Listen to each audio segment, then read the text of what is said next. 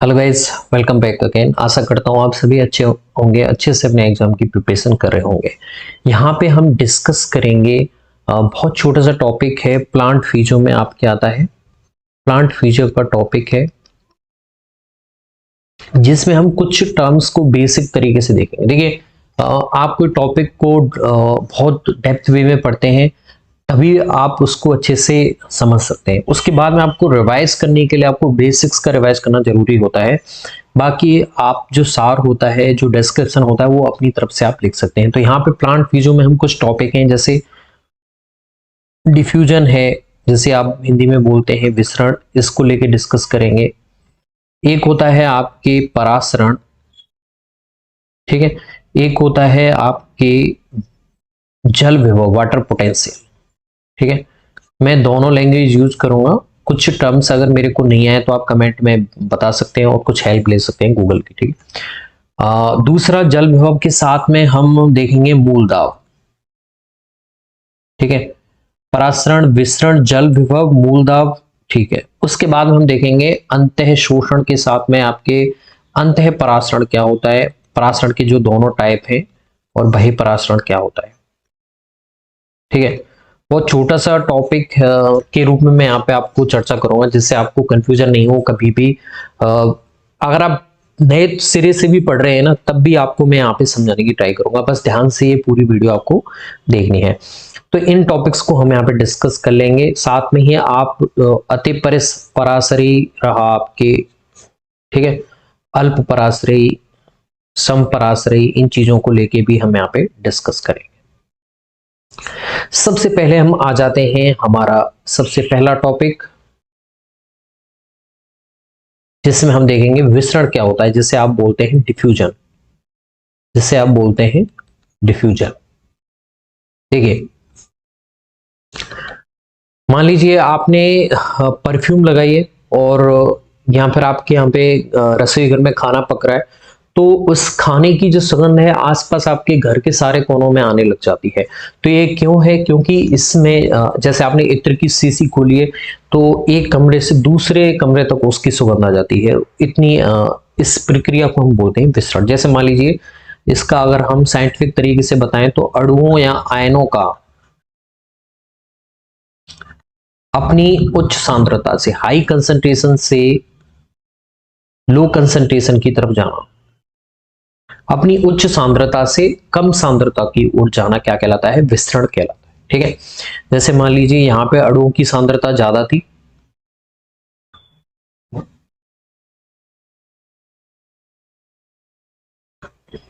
ठीक है, यहां पे अणुओं की सांद्रता ज्यादा थी और यहां पे क्या है? कम है। तो अणुओं की गति इस तरह से होगी, ए से बी की तरफ होगी। इस प्रक्रिया को आप विसरण कहते हैं, ठीक है। विसरण से आपके अंदर जो आप अंतः श्वसन करते हो, जहां सांस अंदर लेते हैं, उसमें भी विसरण प्रक्रिया होती है। चाहे आपके शरीर के अंदर जो उत्सर्जन प्रक्रिया में उत्सर्जी पदार्थों को जब इकट्ठा किया जाता है, वो भी विसरण प्रक्रिया के द्वारा ही होता है। तो ये हमारे शरीर में श्वसन प्रक्रिया रही, उत्सर्जी पदार्थों का संग्रह हुआ, ये सब प्रक्रियाओं में क्या होता है? विसरण होता है, ठीक है। जैसे मान लीजिए जब आप श्वसन में पढ़ते होंगे, जो नलिकाएं होती हैं वो किसी ऊतक के पास में जाती हैं और ऊतक से क्या लेके आती हैं? जैसे मान लीजिए ऊतक में CO2 की कंसंट्रेशन ज्यादा हो गई, ऑक्सीजन की कंसंट्रेशन कम हो गई, और ये जो नली है इसमें आपके शुद्ध रक्त बह रहा है, यानी कि इसमें ऑक्सीजन की कंसंट्रेशन ज्यादा है, ठीक है। CO2 की इसमें क्या है? कम है। तो यहां पे क्या करेंगे? ये ऑक्सीजन अपनी अधिक सांद्रता, यानी नली से ऊतक के अंदर चला जाएगा, और ऊतक में CO2 की कंसंट्रेशन ज्यादा है नली की तुलना में, तो CO2 इसके अंदर आ जाएगा, ठीक है। ये विसरण प्रक्रिया के द्वारा हो रहा है, इसमें कोई खर्च नहीं होता है, क्योंकि ये सांद्रता प्रवणता के अनुसार होता है। इसकी एक विशेषता आपको ध्यान रखनी है। ये कैसा होता है? सांद्रता प्रवणता के अकॉर्डिंग होता है। सांद्रता प्रवणता जैसे आप बोलते हैं कंसंट्रेशन ग्रेडियंट, ठीक है। जैसे पानी है आपका, पानी कहां जाता है? जैसे ये आपकी चट्टान है तो पानी हमेशा ऊपर से नीचे जाएगा, इसमें कोई खर्च नहीं चाहिए, एनर्जी खर्चनी नहीं पड़ रही है आपको। लेकिन जब आप पहाड़ के ऊपर पानी को लेके जाना चाह रहे हैं तो इसमें आपको क्या चाहिए? एनर्जी चाहिए। तब आप क्या चलाओगे? मोटर चलाओगे। ये यहाँ पे आपको यांत्रिक ऊर्जा खर्च करनी पड़ेगी, ठीक है, जब सांद्रता प्रवणता के अकॉर्डिंग हो रहा है तो उसे विसरण कहेंगे। लेकिन अगर हम अगला आ जाते हैं हमारा परासरण, ठीक है, परासरण में क्या होगा? परासरण में क्या होता है? विसरण तो होगा, प्रक्रिया विसरण वाली वही होगी, लेकिन यहाँ पे थोड़ा सा अंतर ये रहेगा कि यहाँ पे जो विसरण होता है वो किसके माध्यम से होगा? अर्धपारगम्य झिल्ली के माध्यम से होता है।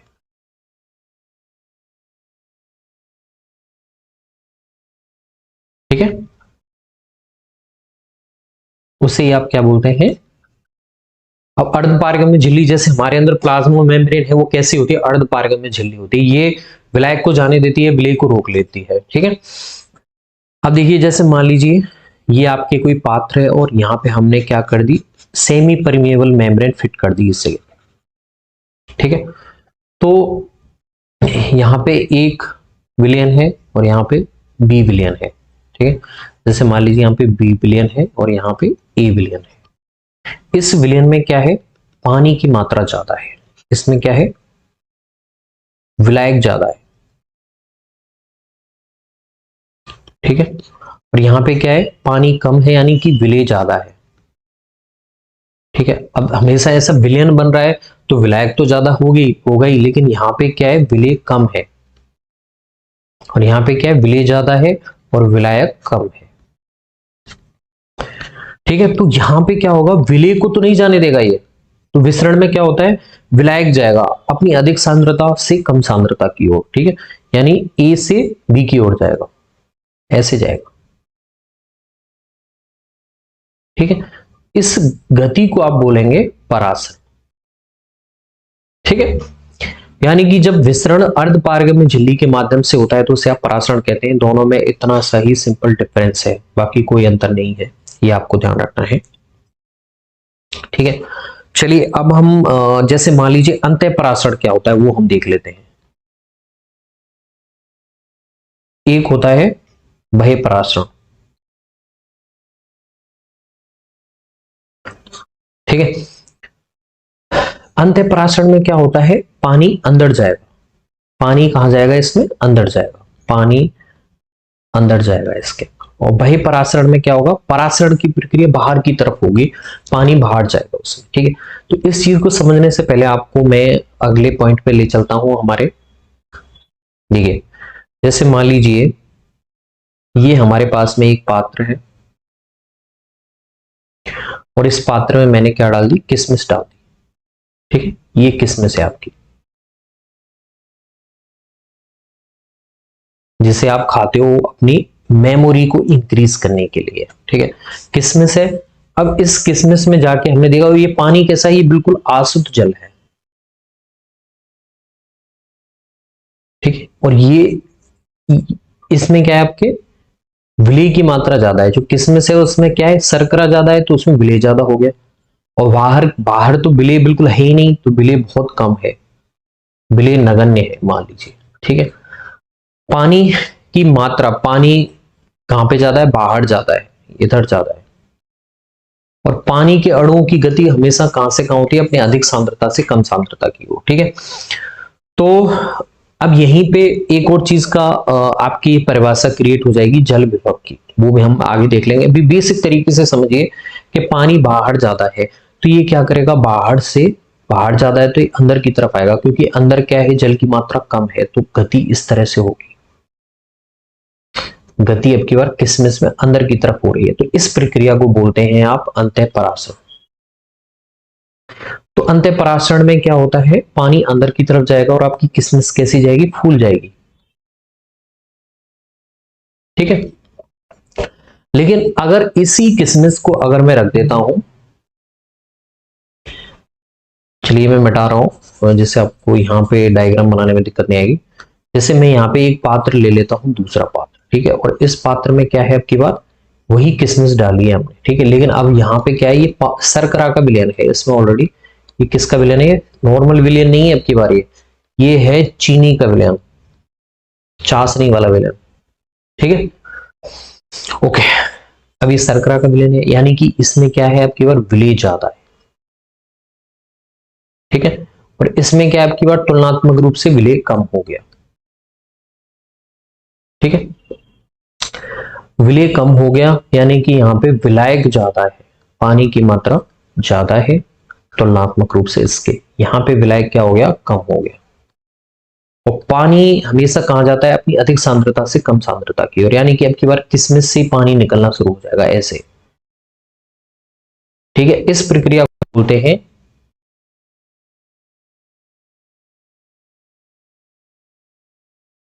ठीक है, इस प्रक्रिया को बोलते हैं आप बहिःपरासर। ठीक है, यहां पे क्या है, किसमिस कैसी हो जाएगी, यहां पे तो फूल गई थी, अंत्यपराशरण हुआ था, यहां पे किसमिस कैसी हो जाएगी, यहां पे सिकुड़ जाएगी।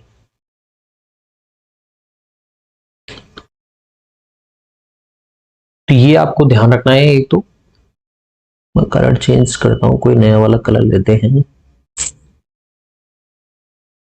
ठीक है, यहाँ पे किसमिस कैसी हो जाएगी, सिकुड़ जाएगी इस जगह। ठीक है, तो यहाँ पे आपको ध्यान रखना है कि अंत्यपराशरण प्रक्रिया में जल क्या आएगा, अंदर की तरफ आएगा और किसमिस फूल जाती है। बहिःपराशरण प्रक्रिया में जल क्या चला जाता है, बाहर चला जाता है। और उसके लिए आपको ध्यान रखना है, चीनी के विलयन में जब किसमिस को डालेंगे तो हमेशा कैसे हो जाती है, सिकुड़ जाती है। तो इससे अंत्यपराशरण बहिःपराशरण हो जाता है। यहीं से आपको पता होना चाहिए कि जैसे जैसे विलय की मात्रा बढ़ेगी वो पराशरण की मात्रा भी बढ़ेगी, पराशरणी सांद्रता भी बढ़ेगी। यानी कि मान लीजिए किसी विलयन, जैसे जैसे विलय की मात्रा बढ़ती जाएंगी वो कैसा होता जाएगा, वो अति पराशरी होता जाएगा। ठीक है, चलिए अति पराशरी भी देख लेते हैं हम। जैसे मान लीजिए मेरे पास में एक ये विलयन है, एक ये विलयन है और एक ये पात्र है। इसका नाम रख दिया हमने ए बी सी। ठीक है, इसमें मैं आपको तुलनात्मक रूप से बताऊंगा। देखिए इसमें मैंने 5 ग्राम चीनी मिलाई है, इसमें 10 ग्राम मिलाई है और इसमें मैंने मिलाई है 20 ग्राम। ठीक है, तो ये क्या है, तुलनात्मक रूप से ये क्या है, अल्प पराशरी। ठीक है, ये मध्यम पराशरी है और ये क्या है आपके अति पराशरी। इसकी सांद्रता सबसे ज्यादा, इसमें क्योंकि इसमें विलय की मात्रा ज्यादा है तो ये विलयन कैसा कहलाएगा, अति पराशरी विलयन कहलाएगा। ठीक है, अगर दोनों की, जैसे इसमें भी 10 ग्राम होता है इसमें 10 ग्राम होता है, तो इसे हम बोलते हैं समपराशरी विलयन। तो पराशरी विलयन को आप तुलनात्मक रूप से नाम दे सकते हो, अल्प पराशरी, मध्यम पराशरी। लेकिन एक विलयन को आप नाम नहीं दे पाएंगे कि आप क्या हाथ में मैं एक गिलास दे दूं और आप उसे बोल दें कि अति पराशरी है। अरे तुलना तो करो, पहले तुलना तो करना जरूरी है ना, तुलना करोगे तभी आप उसे अति पराशरी, अल्प पराशरी, मध्यम पराशरी कह पाएंगे। ठीक है, ओके, ये आपको विलयन पता हो गया। चलिए अब हम आते हैं जल विभव की ओर। ठीक है, देखिए जल विभव क्या होता है। जैसे ये मान लीजिए आपके पास में एक पात्र है और ये आपके पास में पात्र ए है। ठीक है, और यहां पे मैंने क्या किया, ये बिल्कुल आसुत जल वाला प्योर पानी है एकदम, और मैं बाहर से आया हूं और इस मेरे को क्या है, ग्लूकोज चाहिए। तो मैं इसमें ग्लूकोज मतलब मेरे को एनर्जी चाहिए, मैं बाहर से खेल के आया हूं, मेरे शरीर में बिल्कुल भी एनर्जी नहीं है और आपको एनर्जी चाहिए। तो इसमें आप क्या करोगे, इस आंसू जल में आप की बार आप क्या मिला दोगे, ग्लूकोज मिला दोगे, और ये आपने ग्लूकोज मिला दिया। ठीक है, और अब की बार ऐसा आपका विलयन हो गया। तो इसमें ग्लूकोज के अणु आप देखिए, पहले आंसू जल था, अब इसमें ग्लूकोज के अणु, ये आपने पी लिया, इसे हमने बी नाम दिया। ठीक है, तो यहां पे देखिए, यहां पे पानी के जो अणु थे उनकी सांद्रता ज्यादा थी, इसे आप बोलेंगे जो ऊर्जा होती है, मुक्त ऊर्जा होती है, पानी के अणुओं में मुक्त ऊर्जा पाई जाती है, तो इसकी जो मुक्त ऊर्जा होगी वो ज्यादा होगी, क्योंकि इसमें पानी के अणु तुलनात्मक रूप से ज्यादा हैं, इसीलिए इसका जल विभव भी ज्यादा होगा, उच्च जल विभव होगा इसका, क्योंकि इसमें जल के अणुओं में मुक्त ऊर्जा पाई जाती है। तो यहाँ पे जल के अणु ही अणु थे, लेकिन यहाँ पे क्या हो गए, विलय के कण आने लग गए, इस वजह से जल के अणु क्या हो गए, यहाँ पे कम हो जाते हैं, कम हो गए हैं, क्योंकि हमने यहाँ पे ग्लूकोज बहुत मिला दिया है। ठीक है, इसका खामियाजा क्या भुगतना पड़ेगा, अब की बार जल के अणु कम हो गए तो जल के अणुओं से संबंधित जो मुक्त ऊर्जा है वो भी अपने आप कम हो जाएगी, और आपको क्या मिलेगा, कम जल विभव देखते हुए मिलेगा। ठीक है, तो उच्च जल विभव 0 माना जाता है, आदर्श रूप से उच्च जल विभव जिसमें कोई भी विलय नहीं मिला हुआ है, और वो आपके क्या है, उच्च जल विभव वाला जिसे हम बोलेंगे उसे 0 बोलेंगे। ठीक है, अब इन दोनों में हम किसी भी कनेक्शन से अगर हम ऐसे कोई पाइप लगा देते हैं, ये पाइप है, तो बताइए इसमें गति कहां से कहां होगी? पानी के अणुओं की। ठीक है, तो मैंने हमेशा बताया, आपको हमेशा इतना ध्यान रखना है, पानी के अणु अपनी अधिक सांद्रता से कम सांद्रता की ओर जाते हैं। तो यहाँ पे पानी के अणु ज्यादा है और यहाँ पे पानी के अणु कम है, जैसे मैंने लिखा है यहाँ पे कम है, यहाँ पे ज्यादा है। तो आप क्या करोगे, गति कहां से होगी? ए से बी की ओर। तो इससे हमें एक चीज पता चल गई कि पानी के अणु हमेशा उच्च जल विभव से निम्न जल विभव की ओर जाते हैं। ठीक है, पानी के अणु हमेशा कहां से जाते हैं? उच्च जल विभव से निम्न जल विभव की ओर जाते हैं। और यही चीज हम पिछली चीजों में देख रहे थे हमारे। देखिए यहां पे हमने देखा विसरण देख लिया, परासरण देख लिया, जल विभव देख लिया, अंत परासरण, भय परासरण, ये विलयनों के बारे में बात कर ली। अब हम देखेंगे मूलधाप। ठीक है, तो मूलधाप भी संबंधित ही है, आपको इतना ध्यान रखना है बस। देखिए विसरण हमने देख लिया, अणुओं की अपनी उच्च सांद्रता से कम सांद्रता की ओर जाना विसरण कहलाता है। फिर हमने देखा परासरण, यानी विसरण हो रहा है वो अर्धपारगम्य झिल्ली के माध्यम से हो जाए, तो उसे आप बोलते हैं परासरण। तो यहाँ पे हमने अंत्य परासरण देखा, पानी अंदर चला गया तो उसे आप अंत्य परासरण कहेंगे, बाहर आ गया तो उसे आप बहिः परासरण कहेंगे। ठीक है, यहाँ पे हमने देखा कि जैसे हमने किशमिश को कौन से विलयन में डाला है? अल्प परासरी में। ठीक है, तो अल्प परासरी में जैसे डाला है हमने, क्योंकि यहाँ पे पानी आसुत है, बिल्कुल शुद्ध है, इसमें विलय नहीं है, और हमने इसमें किशमिश को इसमें किसमें डाला है? अति परासरी में। तो यहां से एक टर्म भी आपको आ जाती है कि किशमिश को अति परासरी विलयन में डालने पर वो सिकुड़ जाती है और अल्प परासरी में डालने पर वो कैसे हो जाती है? फूट जाती है। तो आपको अगर बेसिक पता है विसरण, अणु अपनी अधिक सांद्रता से कम सांद्रता की ओर जाते हैं, पानी हमेशा, उसी से आपकी सारी टर्म क्लियर हो जाएंगी, चाहे वो परासरण रहा चाहे वो जल विभव रहा। आगे आते हैं हम। ठीक है, ये मैं बता ही चुका हूं विलयन, अति परासरी कब होगा, अल्प परासरी कब होगा, और ये मैंने बता दिया उच्च जल विभव से निम्न जल विभव की ओर गति करेगा पानी।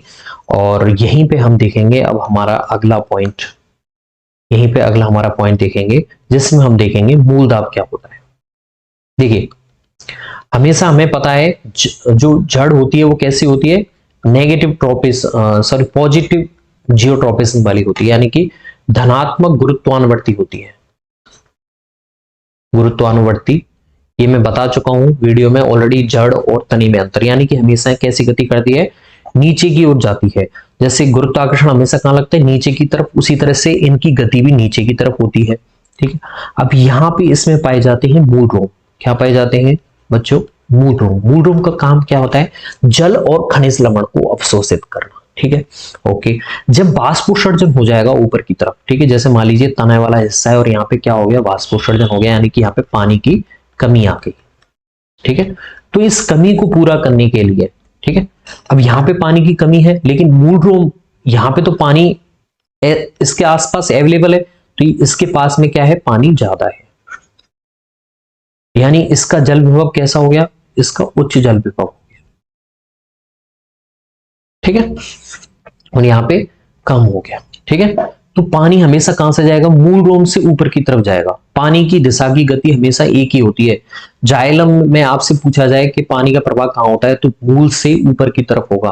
और जो खाने का प्रवाह होता है वो द्विदिशीय अवस्था में होता है। खाने का प्रवाह ध्यान रखना कैसा होता है? द्विदिशीय होता है, यानी नीचे से ऊपर भी आ सकता है, ऊपर से नीचे भी आ सकता है। तो यहाँ पे क्या होता है? इस पानी की मांग को पूरा करने के लिए मूल रोम में क्या होता है? जल अवशोषित होता है ज्यादा, और इसी अंतः शोषण के कारण जड़ में पानी के उच्च जल विभव के कारण एक दाब उत्पन्न होता है, जिसे आप मूल दाब कहते हैं, जिसे आप क्या बोलते हैं? मूल दाब। इसी मूल दाब के कारण आपके बिंदु स्राव होता है। बिंदु स्राव जब आप देखते होंगे, जब आप सुबह से ठंडे मौसम हो, सर्दियों का टाइम हो, जब आप जाते हैं तब आप देखते होंगे कि पानी की छोटी छोटी बूंदें आप पत्तियों के किनारे पे पाए जाते हैं। तो वहां पे जल रंध्र होते हैं जो इस प्रक्रिया में सहायक होते हैं, जिनके माध्यम से मूल दाब की वजह से ही वो वहां पे बिंदु स्राव देखा जाता है, जिससे जल रंध्रों के माध्यम से पानी क्या होता है? पत्तियों के किनारे पे छोटी छोटी बूंदों के रूप में स्रावित होता रहता है, इसे आप बिंदु स्राव कहते हैं। और ये हमेशा ध्यान रखना जल रंध्रों के माध्यम से होता है, रंध्रों से तो वाष्पोत्सर्जन होता है। ठीक है, तो गाइस ये मैंने आपको बेसिक दिखाने की ट्राई की है, बेसिक समझाने की ट्राई की है। पादप कार्य की संबंधित कोई सा भी चैप्टर पढ़े, एक बार इसे जरूर देखिए। इससे संबंधित कोई भी कंफ्यूजन हो आप मुझे कमेंट में पूछ सकते हैं, मैं संबंधित वीडियो बनाने की हमेशा ट्राई करता हूं और आगे भी करता रहूंगा। धन्यवाद, मिलता हूं नई वीडियो में नए किसी टॉपिक के साथ, लेता हूं आपसे शुक्रिया, धन्यवाद।